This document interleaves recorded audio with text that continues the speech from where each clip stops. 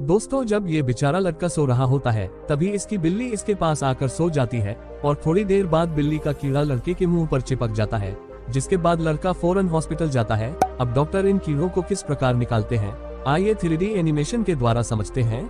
लेकिन उससे पहले जो इंडियन आर्मी से सच्चे दिल से प्यार करते हैं तो वो इस वीडियो को एक लाइक और चैनल को सब्सक्राइब कर देना और कमेंट में आई लव इंडियन आर्मी जरूर लिख देना। सबसे पहले डॉक्टर एक मेडिकल इक्विपमेंट से कीड़ों को एक एक करके सारे कीड़ों को छुटा देते हैं। फिर डॉक्टर एक सुई से मुंह पर हुए फोड़ों को फोड़कर मेवाज को निकालकर साफ कर देते हैं। उसके बाद डॉक्टर मुंह में इंजेक्शन लगा देते हैं। फिर डॉक्टर एक बहुत ही असरदार दवाई पूरे मुंह पर लगा देते हैं। फिर कुछ समय बाद लड़के का मुंह ठीक हो जाता है।